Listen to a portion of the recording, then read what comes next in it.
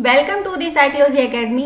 Child education and pedagogy की आज हमारी थर्ड क्लास है, जिसमें हम एसटेट, सीटेट व केवीएस एग्जामिनेशन से संबंधित कुछ इंपोर्टेंट क्वेश्चन हम क्लियर करेंगे। आइए क्लास शुरू करते हैं। हमारा पहला प्रश्न है, निम्नलिखित में से कौन सा कक्षा शिक्षण का आधारभूत प्रतिमान बेसिक मॉडल है? अधिगम का प्रतिमान, निर्देशात्मक प्रतिमान, दोनों ए और बी, उपरोक्त में से कोई नहीं। तो हमारा कक्षा शिक्षण का जो आधारभूत प्रतिमान होता है वो हमारे होते हैं दोनों ए और बी, मीन्स अधिगम का प्रतिमान और निर्देशात्मक प्रतिमान। नेक्स्ट क्वेश्चन करते हैं, यदि कोई व्यक्ति एक शिक्षक बनना चाहता है तो उसके लिए आधारभूत आवश्यकता क्या है? शिक्षण में वास्तविक रुचि, छात्रों को नियंत्रित करने के बारे में आत्मविश्वास, विषय का ज्ञान या अच्छी अभिव्यक्ति। तो यदि कोई व्यक्ति एक शिक्षक बनना चाहता है तो उसके लिए जो आधारभूत आवश्यकता होती है वो होती है हमारी विषय का ज्ञान। नेक्स्ट क्वेश्चन करते हैं, निम्नलिखित में से शिक्षण में कौन सा मुख्य परिवर्तन आधुनिक समय में मुख्यतः देखने को मिलता है? यह शिक्षार्थी केंद्रित होती जा रही है, यह प्रशिक्षु केंद्रित होती जा रही है, यह समूह केंद्रित होती जा रही है, और उपरोक्त में से कोई नहीं। तो शिक्षण में जो मुख्य परिवर्तन आधुनिक समय में मुख्यतः हमें देखने को मिलता है वो होता हमारा कि ये शिक्षार्थी केंद्रित होती जा रही है। नेक्स्ट क्वेश्चन करते हैं, निम्नलिखित में से शिक्षक में सबसे वांछित कौशल कौन सा है? शिक्षक द्वारा कही गई बात का छात्र की समझ में आना, निर्धारित पाठ्यक्रम पूरा करना, शिक्षण के समय छात्रों को मानसिक रूप से स्थिरीकृत रिलैक्स्ड रखना, या फिर कक्षा की गतिविधियों के बारे में उच्च अधिकारियों को सूचित करना। तो शिक्षण में जो सबसे वांछित कौशल जो होता है वो होता है शिक्षक द्वारा कही गई बात का छात्र की समझ में आना। नेक्स्ट क्वेश्चन करते हैं, यह किसने कहा है? शिक्षा मानव निर्माण है जो चरित्र निर्मित करती है, मन की शक्ति बढ़ाती है, ज्ञान का विस्तार करती है और जिसके द्वारा आदमी अपने पैरों पे खड़े हो सकते हैं। स्वामी विवेकानंद, गुरु रविंद्रनाथ टैगोर, स्वामी दयानंद सरस्वती, उपरोक्त में से कोई नहीं। तो हमारे स्वामी विवेकानंद जी वो इंसान हैं जिन्होंने कहा है कि शिक्षा मानव निर्माण है जो चरित्र निर्मित करती है, मन की शक्ति बढ़ाती है, ज्ञान का विस्तार करती है और जिसके द्वारा आदमी अपने पैरों पे खड़े हो सकते हैं।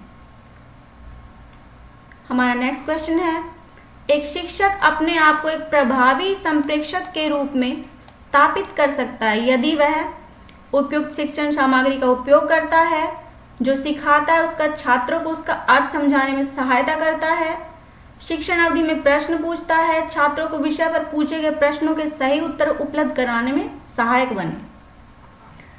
तो एक शिक्षक यदि आप अपने आप को एक प्रभावी संप्रेषक के रूप में स्थापित कर सकता है तो वो कर सकता है जो सिखाता है उसका छात्रों को उसका अर्थ समझाने में सहायता करता है, जो अपने स्टूडेंट को जो पढ़ाता है उसके मीनिंग अर्थ समझाने में जो सहायता कर सकता है वही तो एक प्रभावी शिक्षक हो सकता है, एक प्रभावी संप्रेषक हो सकता है। नेक्स्ट क्वेश्चन करते हैं, निम्नलिखित में से कौन सा परिणाम प्रभावी शिक्षण को सबसे सही प्रकार से प्रतिबिंबित करता है? छात्रों की उपस्थिति, विशेष सम्मान, छात्रों द्वारा पूछे सार्थक प्रश्न, कक्षा में पूर्ण रूप से शांति होना। तो प्रभावी शिक्षण को सबसे सही प्रकार से जो प्रतिबिंबित करता है वो होता है छात्रों द्वारा पूछे सार्थक प्रश्न। नेक्स्ट क्वेश्चन करते हैं, निम्नलिखित में से कौन सा कथन प्रभावी शिक्षण को इंगित नहीं करता है? एक शिक्षक उत्साह के साथ सिखाता है, एक शिक्षक अपने छात्रों में त्रुटि ढूंढता है, एक शिक्षक कक्षा नियंत्रण की वनस्पति शिक्षण पर अधिक बल देता है, एक शिक्षक कोर्स पूरा करने के बजाय विषय को समझाने में रुचि रखता है।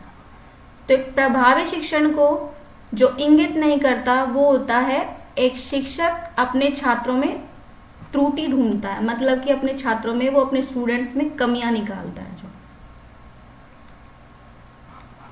नेक्स्ट क्वेश्चन करते हैं, निम्नलिखित में से किन कारणों की वजह से शिक्षा का क्षेत्र संघर्ष और भ्रांतियों से घिर चुका है? व्यक्तिपरक व्याख्या, समस्याओं के निदान के लिए कठोर वैज्ञानिक जांच का अभाव, अच्छी शिक्षण विधियों का अभाव, उपरोक्त सभी। तो शिक्षा क्षेत्र संघर्ष और भ्रांतियों से घिर चुका है। किन कारणों से घिर चुका है? वो है हमारा समस्याओं के निदान के लिए कठोर वैज्ञानिक जांच का अभाव। नेक्स्ट क्वेश्चन करते हैं, निम्नलिखित में से कौन सा शिक्षण अधिगम का स्तर नहीं है? विभेदन स्तर, स्मृति स्तर, चिंतनशील स्तर और बोध स्तर। तो शिक्षण अधिगम का जो स्तर नहीं है वो होता हमारा विभेदन स्तर, क्योंकि जो स्मृति स्तर, चिंतनशील स्तर और बोध स्तर होते हैं ये हमारे शिक्षण अधिगम के स्तर होते हैं। तो जो नहीं होता वो होता है हमारा विभेदन स्तर। नेक्स्ट क्वेश्चन करते हैं, निम्नलिखित में से किस महापुरुष ने एकीकृत शिक्षा की अवधारणा को प्रतिपादित किया गया है? श्री अरविंदो, महात्मा गांधी, स्वामी दयानंद, स्वामी विवेकानंद।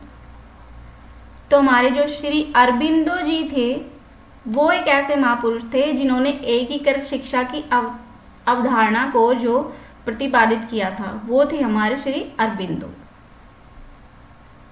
नेक्स्ट क्वेश्चन करते हैं, निम्नलिखित में से एक शिक्षक के शिक्षण संस्था में समायोजन का प्राथमिक दायित्व किसका बनता है? छात्र का, प्रधानाचार्य का, स्वयं शिक्षक का, समुदाय का। तो एक शिक्षक के शिक्षण संस्था में समायोजन का प्राथमिक दायित्व किसका बनता है? जो बनता है एक शिक्षक के शिक्षण संस्था में समायोजन का प्राथमिक दायित्व जिसका बनता है वो है स्वयं शिक्षक का। नेक्स्ट क्वेश्चन करते हैं, एक शिक्षक का मूल कर्तव्य है छात्रों के बौद्धिक स्तर को बढ़ाना, छात्रों के बौद्धिक स्तर में सुधार, छात्रों के बहुमुखी विकास में सहायता करना, छात्रों में मूल्य प्रणाली का आत्मसात करवाना। तो एक शिक्षक का मूल कर्तव्य होता है वो होता है छात्रों के बहुमुखी विकास में सहायता करना।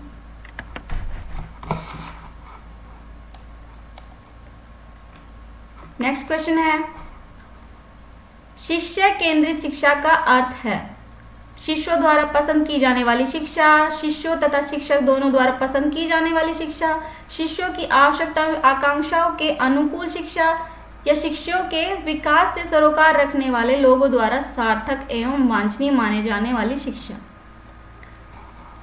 तो शिष्य केंद्रित शिक्षा का जो अर्थ होता है वो होता है हमारा शिष्यों की आवश्यकताओं एवं आकांक्षाओं के अनुकूल जो हमारी शिक्षा होती है वो।